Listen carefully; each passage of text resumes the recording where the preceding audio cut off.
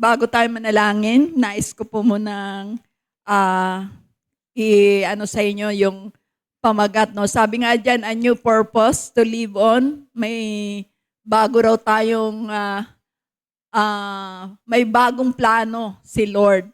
Kaya nananatili, magpapatuloy kung anong binigay sa'yo ng Lord last year, mas higit ang ibibigay ni Lord sa'yo etong taon na ito. And sa hapong ito, ayan, nais ipaunawa sa atin ng Panginoon, understanding our new identity in Christ.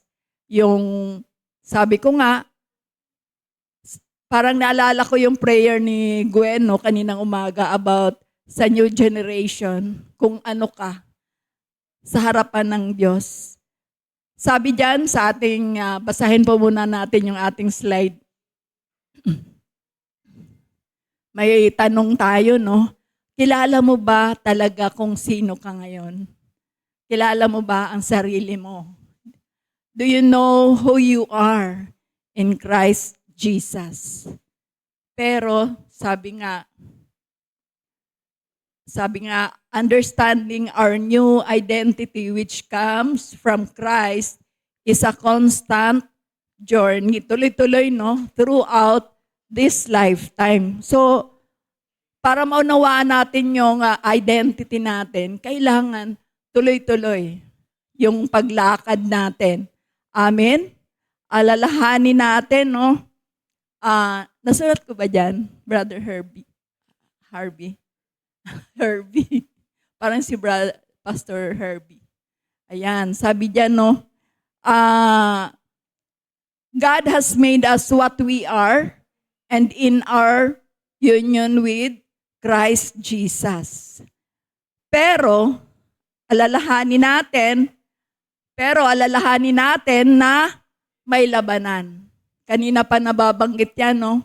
Ni Pastor Pin. Alalahanin natin may labanan sa espiritu. At ang kaaway, hindi rin yan tumitigil upang ilayo ka doon sa binigay ng Diyos na tunay na kalagayan mo. Meron nang nakaplano eh. Sabi nga alam ng Diyos yung mga plano niya para sa atin.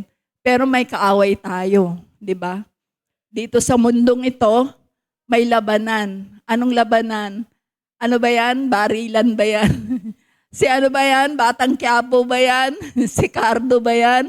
Hindi. Labanan ng Espiritu ang pinag-uusapan dito. Amen? Hallelujah. Sabi diyan, the enemy really try harder. Kung may ginagawa ang Diyos sa buhay natin, may ginagawa din ang kaaway. Amen? He really try harder to create circumstances that would further us para ilayo tayo from the truth, yung sa katotohanan, and take us into something we would never choose ourselves. Yung ayaw mo yun, pero yun yung lahaging pandaraya sa atin ng kaaway. Amen? Hallelujah. Then, manalangin po muna tayo. Thank you, Lord. Hallelujah. Maraming salamat, Panginoon, muli. Napatuloy kang narito, Panginoon. Hallelujah. Sa aming kalagitnaan, Panginoon. Sabi mo nga, may 2 o 3 nagkatipon, ay narito ka sa aming kalagitnaan, pero higit kami sa 2, higit kami sa 3, Panginoon. And we believe right now, you will speak to us, Panginoon. Maunawaan namin yung mga plano mo sa amin, yung tunay na kalagayan namin sa iyo, Panginoon. Hallelujah. Tunay na mga pagpapala ay nihanda mo na sa bawat isa, Panginoon. You will protect us, Panginoon, from the lies of the enemy, O Lord God. At sa hapong ito, Panginoon, ay patuloy mong ipaunawa sa bawat isa sa amin. Tumimo sa aming mga puso, Panginoon. Hallelujah, ang mga bagay, magagandang bagay na inihanda mo para sa bawat isa sa amin. Sa'yo lang namin lahat ito tinataas. In Jesus' name, amen. Hallelujah. Palakpakan nga po muna natin si Lord. Pero, sabi nga dyan, no? Pero, ang totoo mong kalagayan ay co-heir to the throne and manifesting our heavenly inheritance. Dapat naranasan natin, dapat na-experience natin, no? Yung mga bagay na yon, yung magagandang bagay na inihanda ni Lord para sa atin. Hallelujah. Kung minsan, sabi diyan, hindi lang minsan madalas. Sabi nga, get trapped into a false identity. Sabi nga, minsan mga kabataan ngayon, napansin nga namin, no, sa Bicol, masyadong maraming kabataan doon ang talagang natatrap sa real, sa tunay nilang identity. No? Naguguluhan sila kung ano talaga sila sa harapan ng Panginoon. But praise God, lalong-lalo ngayon dahil may gawain na tayo doon, sooner or later, ma-reveal sa kanila kung sino sila. Sabi diyan, we trap into a false identity reflective of our shattered lives.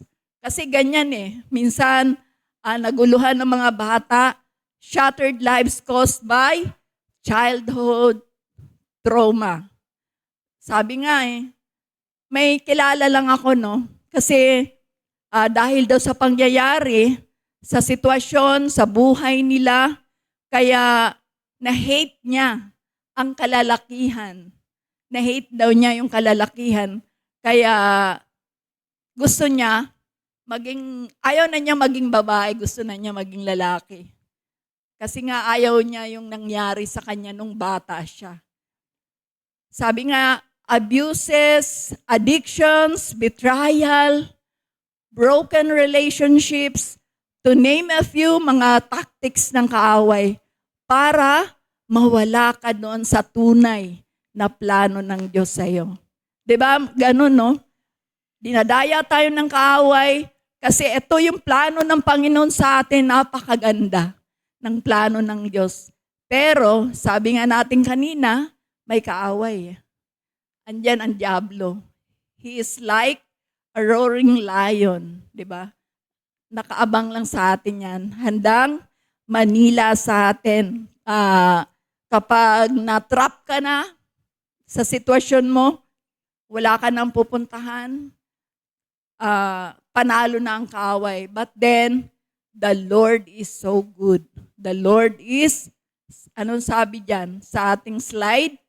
But God's mercy is so abundant. And His love for us is great. Na that while we were spiritually dead, di ba, noong tayo'y patay pa dahil sa kasalanan, defiance, rebellion, yet He brought us to life with Christ. It is by God's grace that we have been saved in our union with Christ Jesus. He raised us up with Him to rule in the heavenly places. Kaya ikaw ngayon, kapatid, hallelujah, namamayani ka. You are the head and you are not the tail. Amen? Kasi yan yung gustong pagdalhan sa atin ng Panginoon. Amen po ba? Praise God. Anong sabi diyan sa ating next verse? But God, who is rich in mercy, because of His great love with which He loved us. Mahal na mahal tayo ng Panginoon, kaya nga siya namatay para sa atin. Even when we were dead in trespasses, nung patay pa tayo dahil sa ating pagsalansang, made us alive together with Christ and raised us up together and make us sit together in heavenly places in Christ Jesus. Alam mo dapat yan, kapatid, kung saan ang trono natin, kung saan ka ngayon pinaupo ng Kristo. Amen. Next slide. Sabi diyan, hallelujah, that in the ages to come, He might show the exceeding riches of His grace in His kindness towards us in Christ Jesus. Tandaan po natin, lagi nating naririnig to, no? For by grace, you have been saved through faith, and that not of yourselves. It is the gift of God. Kaya nangyari yan para wala tayong maipagmalaki. Kasi ang tao kung minsan, kaya kong, marunong ako, mayaman ako, di ba? Pero it is only by the grace of God na naligtas ka. Next, not of works, lest anyone should boast, para walang makapagmamalaki. Pero ito yung susunod, no? For we are His workmanship, created in Christ Jesus for good works, which God, which God prepared beforehand that we should walk in them. Amen? Yan yung identity talaga natin eh.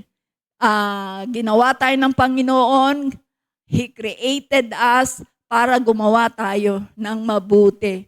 Nakakagawa lang tayo ng mabuti dahil kay Kristo. Amen? Hindi tayo gagawa tayo ng mabuti para maligtas tayo, para maganda tayo sa paningin ng iba. It is only through by grace, no? Dahil lang sa mga biyaya ng Panginoon, kaya tayo naligtas. Sabi diyan, next slide, sabi diyan, to find our true identity, dapat hindi tayo nakafocus sa ating sarili. Sabi nga, we must brought to the end of ourselves. May patayan, sabi nga nila, Pastor, no? Sabi rin, narinig ko kaninang umaga, dapat may namatay. Namatay yung dati mong sarili, di ba? May bigayan ng buhay. So, dapat patay na yung dati, and you are now a new creation. Wala na yung dating Belinda, patay na yun eh. Yung pangit ang buhay, yung masamang buhay, yung mahirap na buhay, yung sakitin na buhay, yung sakiting Belinda, no? Ngayon, pinalakas, pinaganda, wow. Pinayaman, wow. Lalong-lalo na pinalakas tayo ng Panginoon. And, anong sabi diyan, no? Even, sabi nga, pero bago yan, no? Sabi nga dito, sa sinulat ko, yung buhay daw ni Solomon, yun yung great example, no? Na kahit napakayaman, na kahit, di ba, alam natin yung buhay niya, maraming chicks, di ba? 1,000. Talagang even after greater power, greater wealth, di ba? Lahat nasa kanya.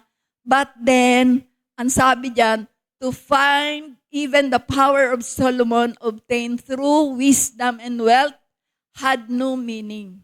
Tandaan po natin, walang kabuluhan when separated from his commitment to God. Yun po yung pinakamahalaga. Yan ka kapatid. He discovered that without an intimate relationship with the Lord, baliwala ang lahat. Solomon recognized that just as all good things came from God. Lahat ng mabubuting bagay ay galing sa Panginoon. Baliwala kahit gaano ka man katalino, gaano ka man kayaman, kung wala kang relasyon sa Panginoon, baliwala. Lahat ng bagay na yan. Amen? Hallelujah. Purihin ang Panginoon. Next slide. Sabi na, now we can begin this journey of discovering our identity by first seeing ourselves the way Christ sees us. We must know who we are and whom we are created for. Kapag alam mo kung saan ka, kung bakit ka nilikha ng Diyos, kung bakit narito ka, kung bakit nandito ka ngayon sa sanctuary, kasi alam mo, gagamitin ka kasi. Amen? kung bakit buhay ka pa.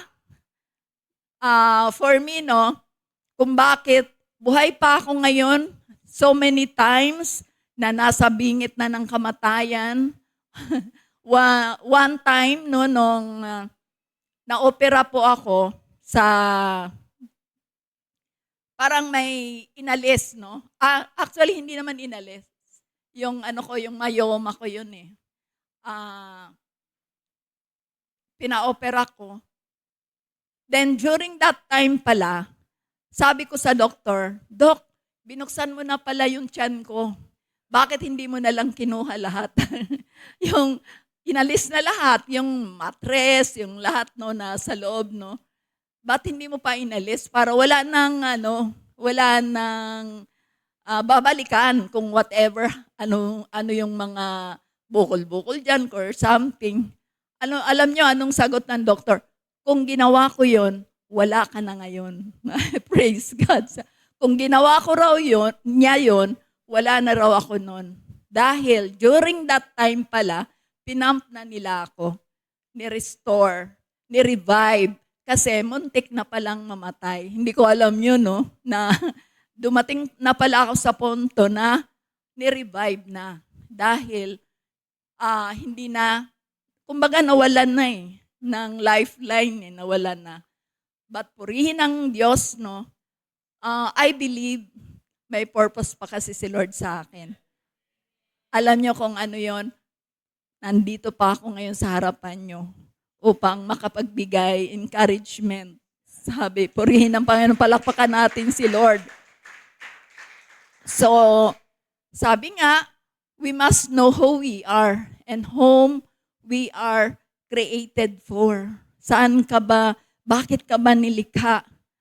Now, sabi nga sa ating verse, for you have formed my inward parts. You have covered me in my mother's womb. Nasa tiyan ka pa nga lang ng nanay mo daw, alam na ng Diyos kung sino ka, kung bakit mabubuhay ka.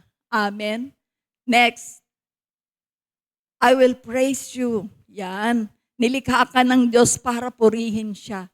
I will praise you for I am fearfully and wonderfully made. Marvelous are your works, and that my soul knows very well. Hallelujah. Next slide.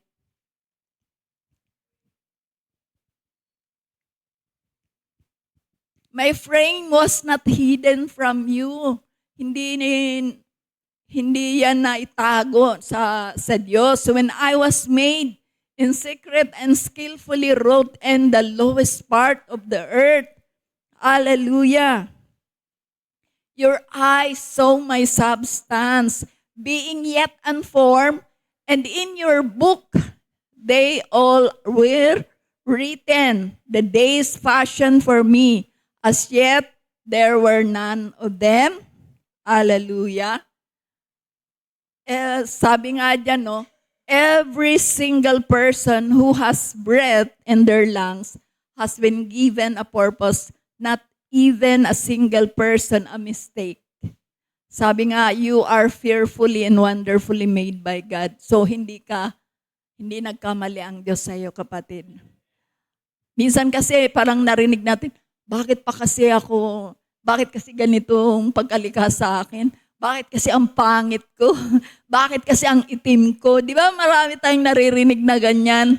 Yung iba nga, nagpapagawa pa ng ilong, papagawa ng mata.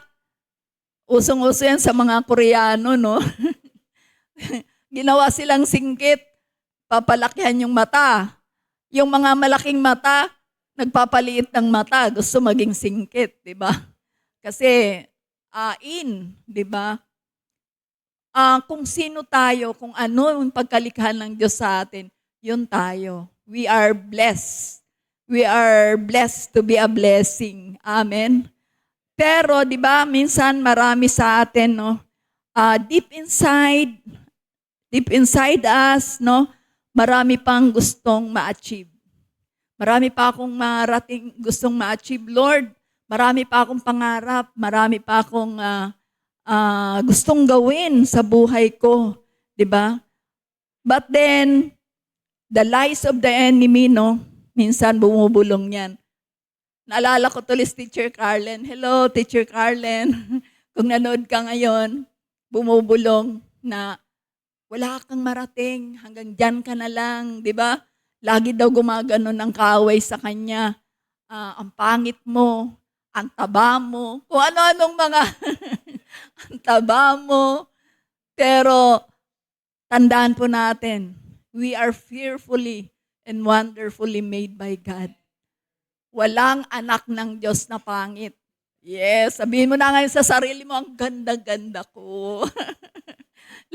Ang ganda ko talaga. Pag uwi mo mamaya sa bahay, tumingin ka sa salamin, ang cute-cute mo talaga.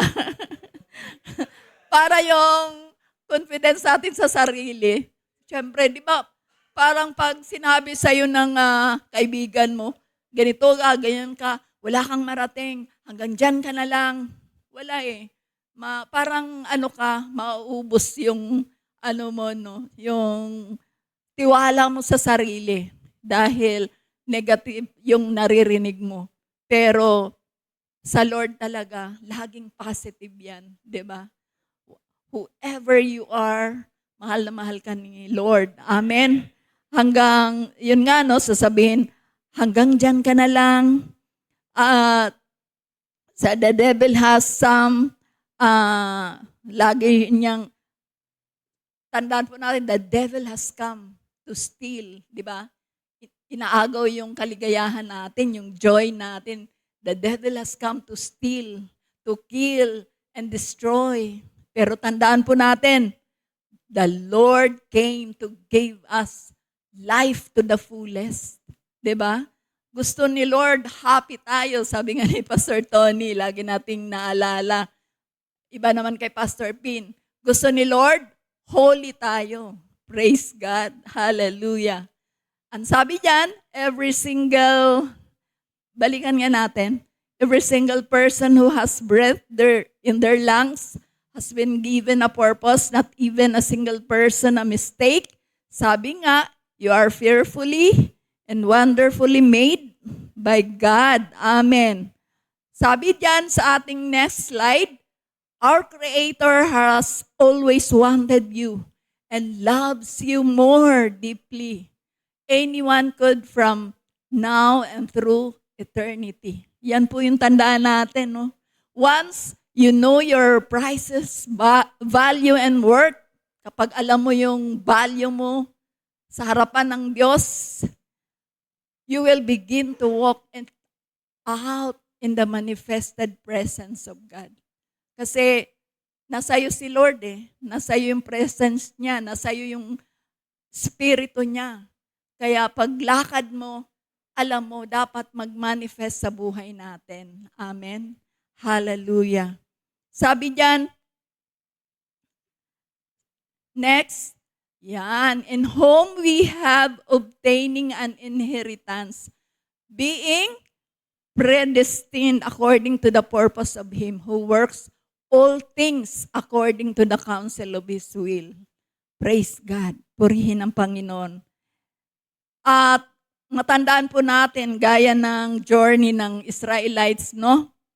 Naalala ko lang, no? Yung galing sila sa Ehipto, inalis sila bilang mga alipin. Dinala sila, saan sila dadalhin sa lupang pangako, yung pinangako ng Panginoon, naglakbay sila, at gumagawa ang Diyos sa buhay nila, no? Maraming himala ang ginawa, but then nandoon pa rin yung pandaraya, no, ng kaaway. Actually, sabi nila, babalik na lang kami. Pinalaya na kayo bilang mga alipin, gusto pa rin bumalik bilang mga alipin. Mas gusto pa nila, doon may makain kami, doon. Samantalang mas maganda sana yung gustong pagdalhan sa kanila ng Panginoon. Kung minsan ganun tayo eh. Eto ka na. Sabi nga, naalala ko yung mga kasabihan lagi, nakahiga ka na sa kama. Gusto pa ulit humiga sa sahig. Praise God. Hallelujah. sabihin mo sa kapatid mo, no? Sabihin natin, I know who I am in Christ, di ba? Kilala ko ang sarili ko. Kilala mo ba, kapatid, ang sarili mo? Hallelujah. Next slide. I know who I am in Christ Jesus. I know my identity.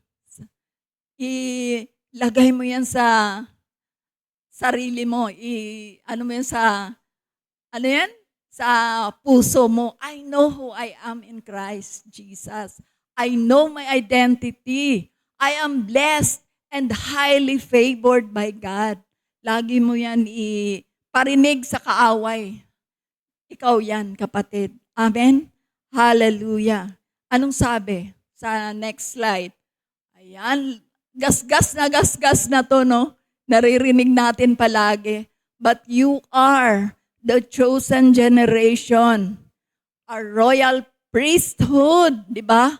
A holy nation, His own special people, that may proclaim the praises of Him who called you out of darkness into His marvelous light. Parang devotion ko ito. Alam nyo ba kung kailan? 5 years ago. 5 years ago ko to sinulat eh. And then, ngayon, nagagamit natin bilang encouragement pala natin sa isa't isa. So, yan ka, kapatid. Ikaw ay pinili. Ikaw, yan yung identity mo. Royal ka. Royal ang yung dugo. Royal blood ka. Anak ka kasi ng hari, di ba? Kaya royal priesthood dahil pinili ka. Holy nation. Own special people. Hallelujah. Para i-proclaim natin yung kabutihan ng Diyos sa buhay natin.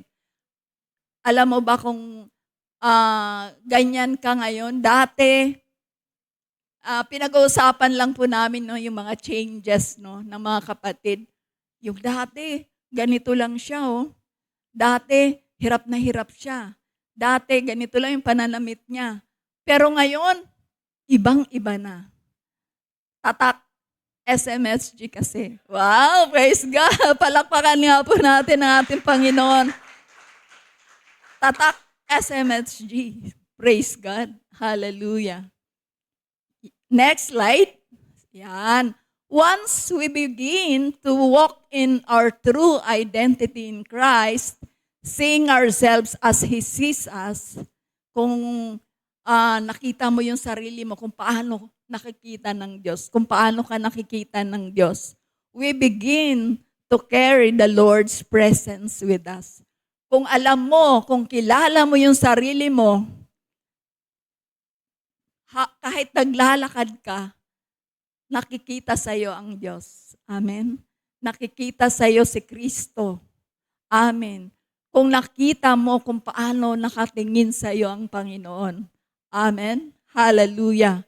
Next slide. Sabi diyan, moving in His presence will allow us to shift the atmosphere of unprecedented authority and dominion over all that comes against us, all that falls behind us. Anumang pandaraya ng kaaway, anumang sasabihin ng kaaway, dahil kilala mo ang sarili mo, kilala mo kung sino ka, amen, kahit ano pang panglilinlang ang gagawin niya, hindi ka madadala. Amen, hindi ka madadaya, ika nga. Narinig ko kanina, no, kahit anong bad report, di ba, no? Dahil kilala mo yung Diyos na pinaglingkuran mo, kilala mo kung sino ka sa harapan ng Diyos, kaya kahit kailan, hindi tayo madadaya. Next slide. Sabi diyan, as we make each step, tapping into His power, deep within us, the full glory of God will surround us. Lagi yang nakasunod sa atin. Hallelujah. Next slide. Sabi diyan, ultimately enabling us to walk out the mission for which we are called, our destiny. Yan ka kapatid. One mark since the beginning of time with our identity in mind. You must know who created you. You are extraordinary. Narinig ko to kila Pastor Tony. Hindi ka na ordinaryo. You are extraordinary. Nilikha ka ng Diyos, anak ka ng Diyos, pinagpapala ka ng Diyos. Kaya kung dati, naghihikaw ang buhay mo, dati, sakitin ka, but now, you are healthy, you are highly favored, pinayaman ka, amen, pinaganda ka, basta lahat ng maganda ay galing sa Diyos. Kapag pangit, sa dyablo yun. Amen. Pero dahil anak ka na ng Diyos, you are extraordinary. Amen. May isa pa bang slide? Yan. Sa Psalm 8:4, no? What is a man? Tandaan po natin, sino tayo? What is a man that you are mindful of him? Yan yung ang Diyos natin. And the Son of Man that you visit him. Sino tayo? Bakit masyadong nag-alala sa atin ang Diyos? Kaya nga siya namatay para sa atin. Alam niyo ba kung bakit? Dahil mahal na mahal tayo ng ating Panginoon. Next. Sa slide. For you have made him a little lower than angels, and you have covered him with glory and honor. You have made him to have dominion over the works of your hands. You have put all things under his feet. Amen? Yan ka kapatid. Tandaan mo, hallelujah, ang Diyos natin kailanman ay hindi nagkukulang sa atin. Amen. Hallelujah. Tayo nilikha ng Diyos para pamahalaan lahat ng ginawa niya dito sa mundo. Amen. You are here to praise Him. You are here to obey Him.